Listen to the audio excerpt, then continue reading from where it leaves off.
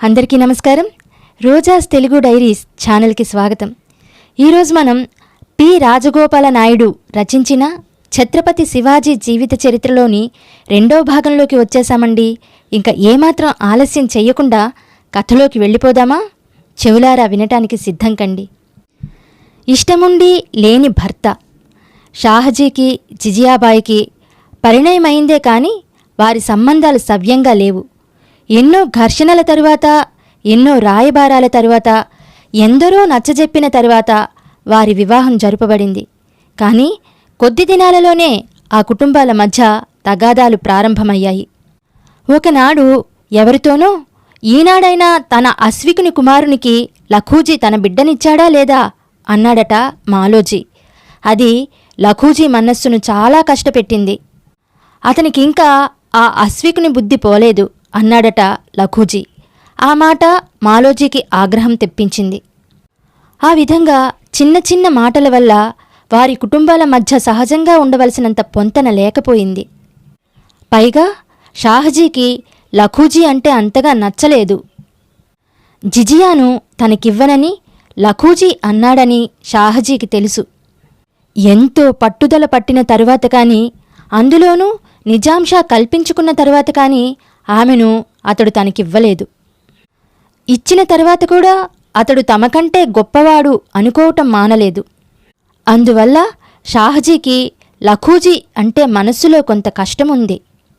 జిజియాబాయ్ చిన్నదైనా చాలా గొప్పది.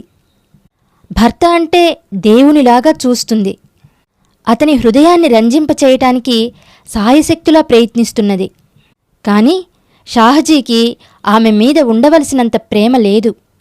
పట్టుదల కోసం పరిణయమాడినట్లుందే కాని ఆమె మీద ప్రేమచేత కాదన్నట్లున్నాడతడు. పైగా తన చిన్ననాడు లఖూజీ తనని, తన తండ్రిని అవమానించిన విషయం అతని మనస్సులో గాఢంగా నాటుకుని ఉన్నది. అందువల్ల జిజియాబాయిని అతడంతగా ప్రేమించటం లేదు. కాని జిజియాబాయి ఆ విషయాన్ని పట్టించుకోలేదు. ఆమె తన ధర్మాన్ని తాను నిర్వహిస్తున్నది. తన భర్త తన ఎడల ఎలా ఉన్నాడన్న విషయాన్ని కూర్చి ఆమె ఎన్నడూ ఆలోచించలేదు. మాలోజీకి మాత్రం జిజియాబాయి అంటే తగని వాత్సల్యం. ఆమె పుట్టింటికి వెళ్ళి త్వరగా రాకపోయినట్లయితే అతనికి ఏదో పోగొట్టుకున్నట్లుండేది. జిజియాబాయి అతని ఎడల చూపుతున్న భక్తి, అతనికి చేస్తున్న సపర్య అలాంటిది. అంతేకాక అతడు లఖూజీ ఇంటి వద్ద అశ్వికుడుగా ఉన్నప్పుడు ఆమె తరచుగా అతని వద్దకు వస్తుండేది. అప్పుడు అతడామెను ఎత్తుకుని ఆహ్లాదముందేవాడు. వచ్చిరాని ఆమె మాటలకు అతడు ఎంతో ముచ్చటపడేవాడు. అందుకే అతనికి ఇప్పటికీ ఆమె మీద అంత ప్రేమ. జిజియాబాయి మీదనున్న వాత్సల్యం వల్ల అతడు లఖూజీ ఏమన్నప్పటికీ అంతగా పట్టించుకోవటం లేదు. తాత్కాలికంగా ఆ మాటలు అతని పౌరుషవంతమైన గుండెను గాయపరిచినప్పటికీ జిజియాబాయిని చూసి ఆ మాటలన్నీ అతడు మరిచిపోయేవాడు. షాహజీ సాధారణంగా నిజాంషా కొలువుకు వెళ్ళిపోయేవాడు. మాలిక్ అంబర్తో కలిసి రాజకార్యాలలో నిమగ్నమై ఉండేవాడు. యుద్ధాలలో తల మునకలై పోరాడుతుండేవాడు. అందువల్ల అతనికి జిజియాబాయిని చూడడానికి అంత వ్యవధి ఉండేది కాదు. షాహజీ ఏ పక్షానికో నెలకో ఇంటికి వచ్చేవాడు. జిజియాతో 1-2 మాటలు మాట్లాడేవాడు. భోజనం గావించి వెళ్ళిపోయేవాడు. ఎన్నడో ఒకనాడు ఇంటి వద్ద ఉండేవాడు. కాని జిజియా భర్తనేమీ అనేది కాదు. అతడు వచ్చినప్పుడు అతనికి సపర్యలు కావించి, వెళుతున్నప్పుడు ముందుగా వెళ్ళి శకునం చూచి పంపి వస్తుండేది. యవ్వనంలో ఉండి కూడా ఇంటి దగ్గర ఉండమని ఆమె తన భర్తను బలవంతపరిచేది కాదు. అతనికి జయమిమ్మని పరమేశ్వరుణ్ణి ప్రార్థిస్తుండేది. జిజియాబాయికి శ్రీకృష్ణుడంటే చాలా ఇష్టం. అతడే తన వంశానికి మూలపురుషుడు, భారత ప్రజలకు దేవుడు, ప్రపంచానికి ఒక ఉపదేష్ట. అందువల్ల ఆమె ప్రతిదినం శ్రీకృష్ణ విగ్రహాన్ని పూజిస్తుండేది. భర్త, మామగారు తరచుగా ఇంటి వద్ద ఉండరు. అందువల్ల ఆమెకేమీ పాలుపోయేది కాదు. అప్పుడల్లా ఆమె భారతాన్ని, రామాయణాన్ని, భాగవతాన్ని చదువుతూ ఉండేది. వాటిని చదివినప్పుడల్లా ఆమె ఎంతో ఉద్రిక్తురాలయ్యేది. శ్రీరామచంద్రుని పితృవాక్య పరిపాలనను గూర్చి చదివినప్పుడు, సీతమ్మ పాతివ్రత్యాన్ని గూర్చి పఠించినప్పుడు ఆమె మనసు ఏదో మాహత్యంతో నిండుకునేది. జానకీదేవి లంకలో రాక్షసుల వద్ద పడిన కష్టాలు తలుచుకుని ఆమె కన్నీళ్లు విడిచేది. భారతం చదువుతున్నప్పుడు పాండవులు అనుభవించిన బాధల్ని తలుచుకుని ఆమె దుఃఖపడేది. భీమార్జునుల వీరత్వాన్ని, శ్రీకృష్ణుని రాజకీయ దురంధరత్వాన్ని తలచి ఆమె ఎంతో పొంగిపోయేది. కృష్ణుడెంత గొప్పవాడు, ఎంత సాహసవంతుడు! అతడు జన్మించినప్పుడు అతడికి రాజ్యం లేదు, సైన్యం లేదు, జీవితాన్ని కూడా రహస్యంగా గడపవలసి వచ్చింది. కాని ఆ పరిస్థితి నుంచి అతడెంత గొప్పగా పెరిగాడు! అతని మాట లేనిదే భారతదేశంలో ఏ రాజు కానీ ఏమీ చేయటానికి వీలులేని పరిస్థితిని కల్పించాడతడు. అతడు మహానుభావుడు, అతడు ఆదిదేవుడు. అందువల్ల అతడు అన్ని సాహసకృత్యాలు గావించగలిగాడు. కాని మానవ మాతృలకు అది సాధ్యమయ్యే పనేనా? అతని కరుణే ఉంటే ఎందుకు సాధ్యం కాదు? ఆ విధంగా ఆమె ఆలోచనలు వెళుతూ ఉండేవి. నిజాంషాకు, మొఘలులకు యుద్ధం సంభవించిన నాటి నుండి ఆమెకు కాస్త భయం కలిగింది. మొఘలులు చాలా బలవంతులు, వారికి లక్షలాది సైన్యమున్నది. కాని నిజాంషాకున్న సైన్యం చాలా తక్కువ. ఆ సైన్యంతోనే షాహజీ, మాలిక్ అంబర్ పోరాడవలసి వస్తున్నది. కనుక ఏనాడు ఏం జరుగుతుందో చెప్పడానికి వీలు లేకున్నది. అందువల్లనే ఆమె తన కుమారుడైన సంభాజీని కూడా తన తండ్రి వద్ద ఉంచివేసింది. ఇష్టం వచ్చినప్పుడు ఆమె సింధ్ ఖేడ్ వెళ్లి కుమారుణ్ణి చూచి వస్తున్నది. అప్పుడు జిజియాబాయి గర్భవతిగా ఉంది. ఎందుకో ఆమె మనస్సు చాలా ఉత్సాహంగా ఉంది. షాహజీ ఒకనాడు ఇంటికి వచ్చాడు. ఆనాడు అతడు కూడా ఉత్సాహంగా ఉన్నాడు. ఈ దినమతడు జిజియాబాయితో చాలా చనువుగా మాట్లాడాడు. మొఘలు సేనలు ఓడిపోయి పరుగులు బారాయని అతడు తన తండ్రితో చెబుతున్నప్పుడు ఆమె ఎంతో ఆనందం పొందింది. తన భర్త విజయాన్ని తలుచుకుని ఆమె ఎంతో ఉప్పొంగిపోయింది. అంతే, ఆ తరువాత పరిస్థితులు వేగంగా మారిపోయాయి. జిజియాబాయి తండ్రి నిజాంషాను వదిలి మొఘలులతో చేరిపోయాడన్న వార్త రాజ్యమంతటా ఎంతో కలవరాన్ని రేపింది. షాహజీకి ఈ వార్త ఎంతో ఆశ్చర్యాన్ని కలిగించింది. భర్త షాహజీ ఒకవైపు, తండ్రి లఖూజీ మరొకవైపు. జిజియాబాయికేమీ పాలుపోలేదు.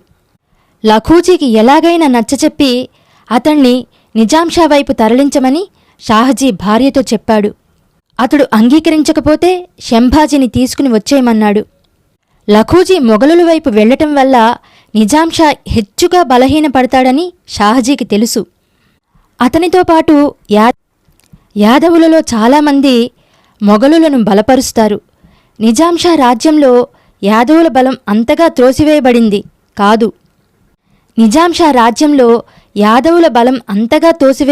కాదు. అందువల్ల లఖూజీని ఏ విధంగానైనా తమ వైపు తిప్పుకోవాలని షాహజీ వాంఛ. కాని లఖూజీ జిజియాబాయి మాటల్ని వినలేదు. పైగా షాహజీని కూడా మొఘలుల పక్కకు రమ్మన్నాడతడు. మొఘలులతో పోరాడటం సామాన్యమైన విషయం కాదన్నాడు. కనుక మొఘలులతో ఉంటే ఎన్నటికైనా తమకు భవిష్యత్తు ఉంటుందన్నాడు. జిజియాబాయి తండ్రిని ఒప్పించలేకపోయింది. అందువల్ల భర్త మాట ప్రకారం తన కుమారుడైన శంభాజీని తనతో తీసుకుని వచ్చేసింది. లఖూజీ తమ వైపు రావటానికి అంగీకరించలేదని విన్నంతనే షాహజీకి ఎక్కడలేని ఆగ్రహం కలిగింది. జిజియాబాయి ముందరనే లఖూజీని అనరాని మాటలని అచ్చట్నుంచి వెళ్ళిపోయాడతడు. జిజియాబాయి కళ్ళనీళ్లు పెట్టుకున్నది. ఇరు కుటుంబాల మధ్య జరిగిన ఈ వైరానికి ఆమె చాలా బాధపడింది. ఇక వారు కలవరేమో, తనింకా తన పుట్టింటికి వెళ్లటానికి కూడా వీలుండదేమోనని ఆమె భయపడింది. ఈలోగా మాలోజీ మంచమెక్కాడు. మంచమెక్కిన కొన్ని దినాలకే మరణించాడు. జిజియాబాయి ఇప్పుడు ఒంటరిదైపోయింది. తండ్రి అటయ్యాడు, అప్పుడప్పుడు ఓదారుస్తున్న మామగారేమో ఇటయ్యారు. కుమారుడు చిన్నవాడు, అతణ్ణి కూడా షాహజీ తనతో తీసుకుని వెళ్ళిపోతున్నాడు. జిజియాబాయికి దిక్కు తోచలేదు. ఆమెకు ఎచ్చట చూసినా అంధకారమే కనపడుతోంది. ఇంతలో మరొక పిడుగులాంటి వార్త వచ్చి ఆమె నెత్తిన పడింది. నిజాంషా తన తండ్రిని, తన సోదరుణ్ణి, తన బంధువులందర్నీ హత్యగావించాడట. రాయబారం నడిపే మిషతో లఖూజీని, అతని కుటుంబంలో వారందరినీ, యాదవ్ ప్రముఖులతో సహా రప్పించాడట నిజాంషా. ఆనాటి రాత్రి అందరినీ చంపించాడట. ఎంత ఘోరం, ఎంత పైశాచికం! మహమ్మదీయ రాజులకు ఒక నీతి లేదు, ఒక ధర్మం లేదు, రాజ్యకాంక్ష తప్ప వారికి మరొకటి లేదు. చేతనైతే యుద్ధం చెయ్యాలి, లేకుంటే దాసోహమనాలి. కాని ఇదేమిటి? రాయబారాలకు రమ్మనటం, వచ్చిన వారిని నిద్రిస్తున్నప్పుడు చంపించటం. అంతకంటే క్రూరత్వం మరొకటుందా ప్రపంచంలో? ఆమె హృదయం తిరుగుబాటు గావించింది. తన తండ్రి, తన ముద్దుల తండ్రి, తనను గారాబంగా పెంచిన తండ్రి, తననెంతో ప్రేమించిన తండ్రి ఇక తనకు లేరు. తన సోదరుడు లేడు. తనకిక తన పుట్టిల్లంటూ లేదు. ఆమెకు ఏడుపొచ్చింది. ఎంతసేపు ఆమె కుమిలి కుమిలి ఏడ్చిందో ఆమెకే తెలియదు. ఆ మరునాడు షాహజీ ఇంటికి వచ్చాడు. తన తండ్రి హత్యగావించబడిన మాట నిజమేనా అని ఆమె భర్తను అడిగింది. నిజమేనని ముక్తసరిగా అన్నాడు షాహజీ. అలాంటి సుల్తాన్ కొలువులో మీరెందుకుండాలి అని అన్నది జిజియాబాయి ఉద్రేకంతో. ఎన్నడూ ఆమె భర్తను ఒక ప్రశ్న కూడా వేసి ఉండలేదు. అతడు తనను నిరాదరిస్తున్నప్పటికీ ఆమె అంత కష్టపడి ఉండలేదు. కాని తన తండ్రిని చంపించిన తరువాత కూడా ఆ సుల్తాను కొలువులో తన భర్త ఉండటం ఆమెకు ఎంతమాత్రం నచ్చలేదు. అది ఆమెకెంతో బాధనిపించింది. అందువల్ల ఆమె ఆ విధంగా తన భర్తను అడిగింది. షాహజీ జిజియాబాయి వంక తలెత్తి చూశాడు. తాను చేసిన పనికి అతనికా శాస్తి జరిగింది. అందుకని నేనెందుకు ఉద్యోగం వదిలిపెట్టాలి అన్నాడు కోపంగా. తన భర్త అలా అంటాడని ఆమె ఎన్నడూ అనుకోలేదు. తన తండ్రి హత్యగావించబడినందుకు అతనికి ఎలాంటి చింతా లేదు. పైగా తగిన శాస్తి జరిగిందంటున్నాడు. ఆమె భరించలేకపోయింది. ఓ అని ఏడ్చింది. షాహజీ ఆమె ఏడుపును కూడా చూడకుండా వెళ్ళిపోయాడు. ఆమె ఏడ్చి ఏడ్చి అలాగే నిద్రపోయింది. ఇంతలో మరొక పిడుగులాంటి వార్త వచ్చి ఆమె నెత్తిన పడింది. నిజాంషా తన తండ్రిని, తన సోదరుణ్ణి. పరిస్థితులెన్నడూ ఒకే విధంగా ఉండవు. వెలుగు కొన్నాళ్లైతే చీకటి కొన్నాళ్లుంటుంది. బీజాపూర్లో షాహజీ. షాహజీ కుటుంబానికి కష్టం మీద కష్టం రాసాగింది. షాహజీని ఎంతో ప్రేమిస్తున్నా, ప్రోత్సాహాన్నిస్తున్న మాలిక్ అంబర్ కూడా అతణ్ణి ద్వేషించసాగాడు. భటవాడలో మొఘల్ సైన్యాల మీద నిజాంషా సైన్యాలు గెలుపొందినప్పటి నుండి ఈ పరిణామం సంభవించింది. భటవాడలో షాజాదా పర్వేజ్, మహబత్ ఖాన్ మొఘల్ సైన్యాలకు ఆధిపత్యం వహించారు. వారితో బీజాపూర్ సేనలు కూడా కలిశాయి. ఈ ఐక్య సంఘటనను మాలిక్ అంబర్, షాహజీ ఎదుర్కొన్నారు. ఆ పోరాటంలో షాహజీ అప్రతిమాన సాహసాన్ని ప్రదర్శించాడు. అనన్యమైన ఎత్తుగడల్ని వేశాడు. భటవాడలో మొఘల్ సైన్యాలు ఓడిపోవటానికి షాహజీయే కారణమన్నారందరూ. అంతేకాదు, మాలిక్ అంబర్ పోరాడగలడే కాని ఎత్తుగడలు వేయటం, వ్యూహ రచన అంతా షాహజీదేనన్న సత్యం అందరికీ తెలిసిపోయింది. అందువల్ల షాహజీ అంటే మాలిక్ అంబర్కు ఒక విధమైన విద్వేషం ఏర్పడింది. ఆ తరువాత త్వరగా వారి మధ్యనున్న సత్సంబంధాలు పూర్తిగా తెగిపోయాయి. దానితో పాటుగా నిజాంషా కొలువును వదిలివేయమని జిజియాబాయి కూడా హెచ్చుగా నిర్బంధింపసాగింది. అందువల్ల షాహజీకి ఏం చెయ్యాలో తోచలేదు. మాలిక్ అంబర్ ఉన్నంతవరకు నిజాంషా ఆస్థానంలో తాను పదవిని నిర్వహించకూడదని అనుకున్నాడు. జిజియాబాయిని తీసుకుని తన జాగీరుకు వెళ్ళిపోయాడు. వెళ్ళాడు కాని షాహజీకి అచ్చటేమాత్రం సరిపడలేదు. ఎల్లప్పుడూ ఏదో కార్యంలో నిమగ్నమై ఉంటూ వచ్చిన అతనికి అక్కడ ఊరుకోవటం మాత్రం ఇష్టంగా లేదు. అందువల్ల అతడు బీజాపూర్కు వెళ్లాలనుకున్నాడు. మొఘలులకు వ్యతిరేకంగా బీజాపూర్ నవాబైన ఆదిల్షాను నిజాంషాతో కలపటానికి మాలిక్ అంబర్ తరపున తానొకప్పుడు బీజాపూర్ వెళ్ళాడు. అప్పుడు ఆ నవాబు అతన్ని చక్కగా ఆదరించాడు. నీలాంటి వాళ్లు నా సేనకు నాయకత్వం వహిస్తే ఎంత బాగుండేది అని అతడా సమయంలో నిట్టూర్చి అన్నాడు. అందువల్ల తానచ్చటికి వెళితే తనని అతడు కాదనడు. అతడి మనస్సుకు ఆ ఆలోచన చక్కగా నచ్చింది. ఆ విషయాన్ని గూర్చి జిజియాబాయికి ఒక మాట చెబుదామనుకుని జిజియా అని పిలిచాడతడు.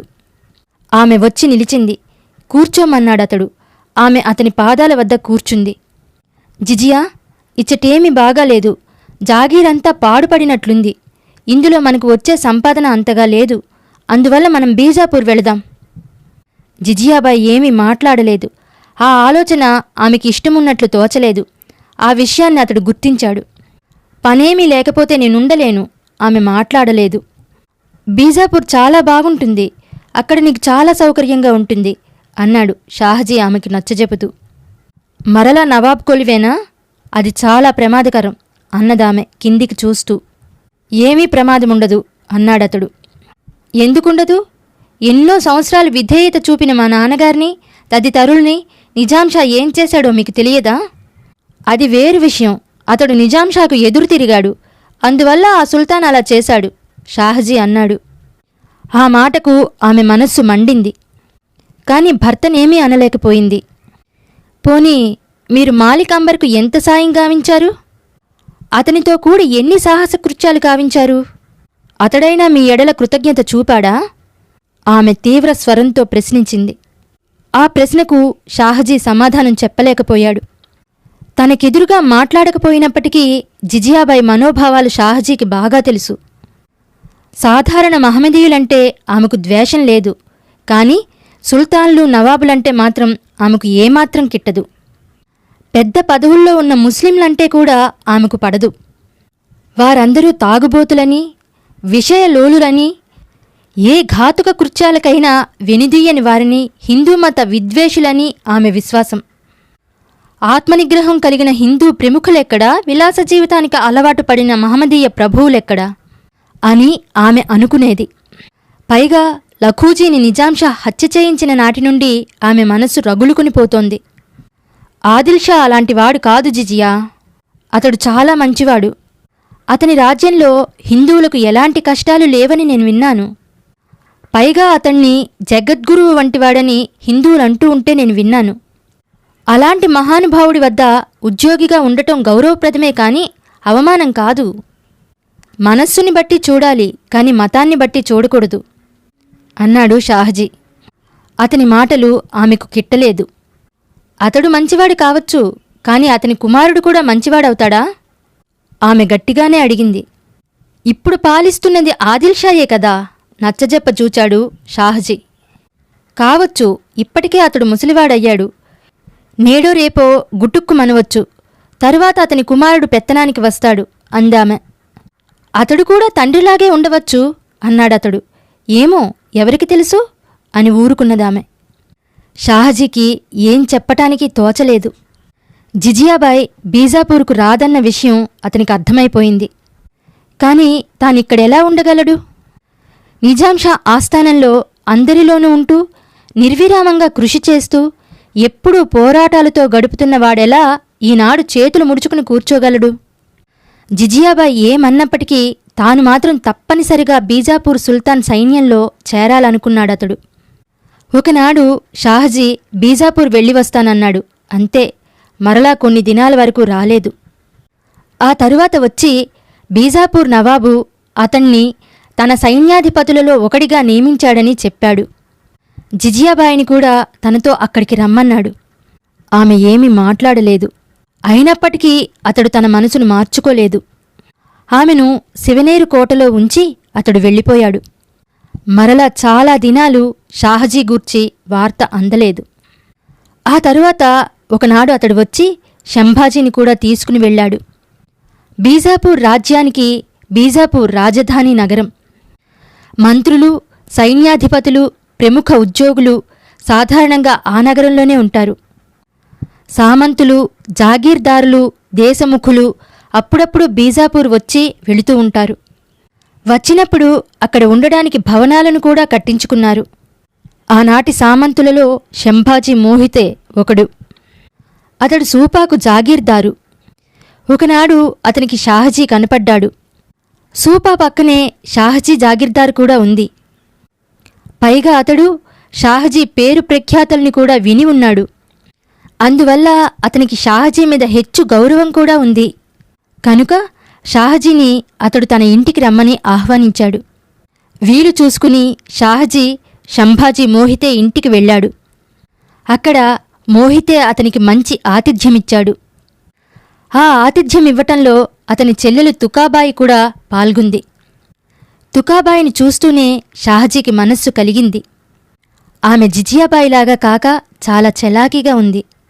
ఎంతో పరిచయమున్నట్లుగా చనువుగా మాట్లాడింది. షాహజీ శంభాజీ మోహితేని వదిలి వచ్చినప్పటికీ అతని మనస్సు తుకాబాయిని వదలలేకపోయింది. అందువల్ల అప్పుడప్పుడు అతడే మోహితే ఇంటికి వెళ్ళి రాసాగాడు. ఆ తరువాత తుకాబాయినిస్తే తాను వివాహమాడటానికి సంసిద్ధంగా ఉన్నానని షాహజీ మోహితేకి చెప్పాడు. మోహితే ఆ మాటకు అడ్డు చెప్పలేదు. మరలా కొన్ని దినాలకు తుకాబాయికి షాహజీకి బీజాపూర్లోనే వివాహం జరిగింది. కాని అది జిజియాబాయికి అప్పుడు తెలియదు.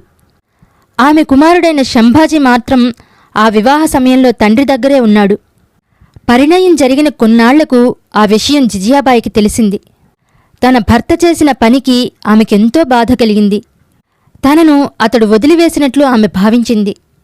ఆ మాట తలుచుకుని ఆమెకు ఎంతో దుఃఖం వచ్చింది. ఆమె ఓర్చుకోలేకపోయింది. కన్న తండ్రి సుల్తాన్ చేత వధింపబడ్డాడు. తన భర్త తనను వదిలి తనతో ఒక్క మాటైనా చెప్పకనే, తనకి ఏమాత్రం తెలియచేయకనే మరొక పెళ్లి చేసుకున్నాడు. అది తలుచుకుని ఆమె హృదయం దగ్ధమైపోయింది. ఆనాటి మహారాష్ట్ర పురుషులు ఒకరికంటే హెచ్చుమంది స్త్రీలను వివాహమాడటం సహజమే. కాని షాహజీ తుకాబాయిని పరిణయం ఆడిన పద్ధతి జిజియాబాయికి చాలా కష్టమనిపించింది. ఇక తనకీ లోకంలో ఎవ్వరూ లేరనిపించింది. కుమారుడైన శంభాజీ కూడా తన వద్ద ఉండనంటాడు. అతనికన్నీ తండ్రి గుణాలు వచ్చాయి. తండ్రి ప్రవర్తన వచ్చింది. అతడెన్నడూ పట్టణంలోనే ఉండాలంటాడు. తనేం చెయ్యాలి? తన వద్ద ఎవ్వరూ లేరు. చుట్టూ అంధకారం అలముకున్నట్లే అనిపించిందామెకు. శివనేరు దుర్గం పాడుపడింది. ఆ దుర్గంలో ఏ కొందరో తప్ప మరెవ్వరూ లేరు. సాధారణంగా అచ్చటికెవ్వరూ రారు. అక్కడ ఆమెకు తెలిసినవారున్నారు. కాని ఆమె హృదయానికి దగ్గరగా ఉన్నవారెవ్వరూ లేరు. ఒకనాడు ఆమెను చూడటానికి ఎవరో వచ్చారు. ఆమె వచ్చిన వారిని లోపలికి రమ్మన్నది. ఆ వచ్చిన వ్యక్తి బక్కపలచగా ఉన్నాడు. పసుపు వన్నెలో ఉన్నాడు. అతని ముఖంలో తేజస్సు వెలిగిపోతోంది. జిజియాబాయి ఆ ఆగంతకునికి నమస్కరించి కూర్చోమన్నది. అతడు కూర్చున్నాడు. అమ్మా, నన్ను దాదోజీ కొండదేవ్ అంటారు. నిన్ను చూసి వెళదామని వచ్చాను అన్నాడతడు. అతని మాటలు ఎంతో ఆప్యాయంగా ఉన్నాయి.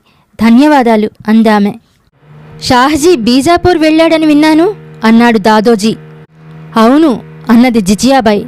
కాని ఆమె తన దుఃఖాన్ని ఆపుకోలేకపోయింది.